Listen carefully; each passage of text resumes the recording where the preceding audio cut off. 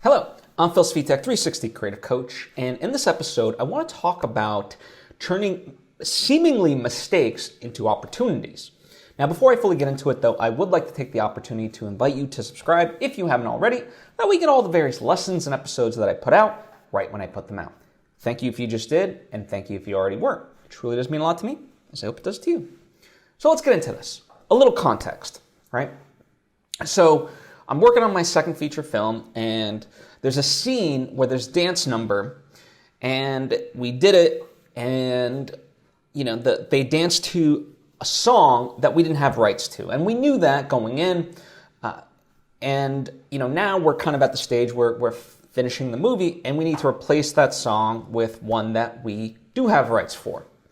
And generally, it's advisable to put in a song or get the rights to a song before you film something like that, right?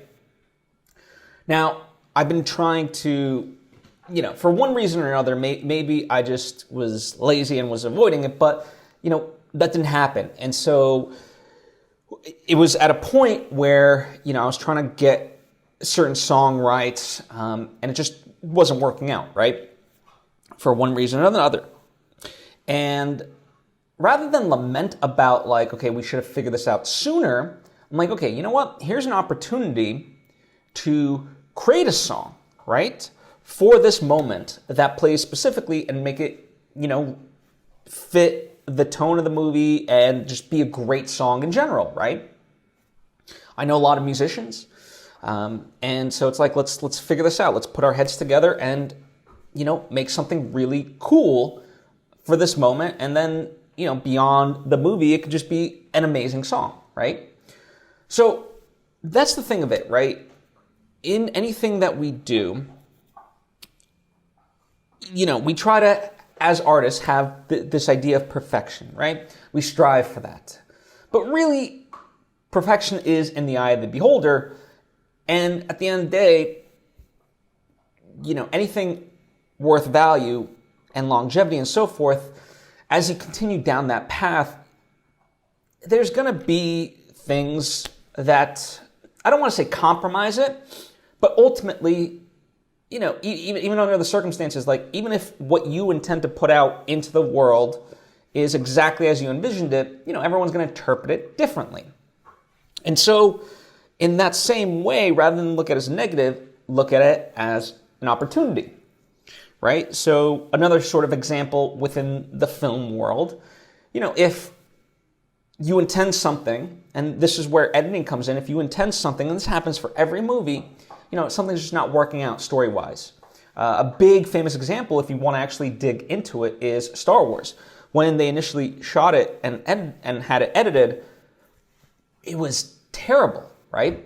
But the editors, they kind of restructured the story, reshuffled some scenes, and then all of a sudden it flowed and worked really well. And now it's kicked off the masterpiece that so many people around the world love, right? And so it's really important to just have that mentality where you don't lament about something and instead use it as an opportunity.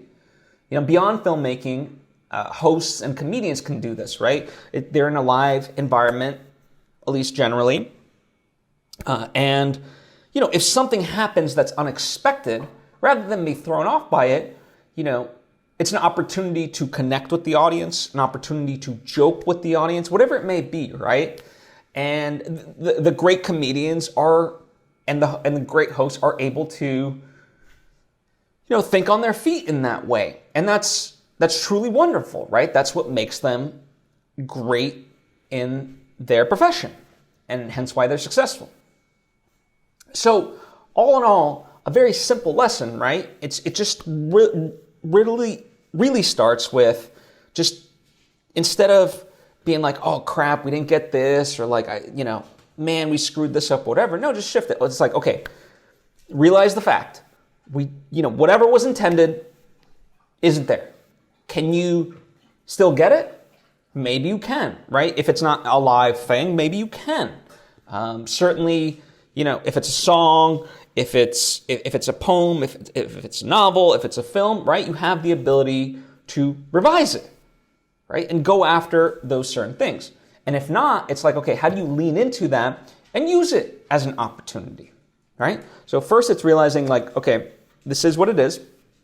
Second, what do we do about it? What's the opportunity here? And let your creative brain go to work on that task, because that's a lot more fun. And that's what the creative process is, right? Creativity really is the journey, and it's just a crap ton of hurdles along the way and how you can solve for it, right? That's the fun part of creativity.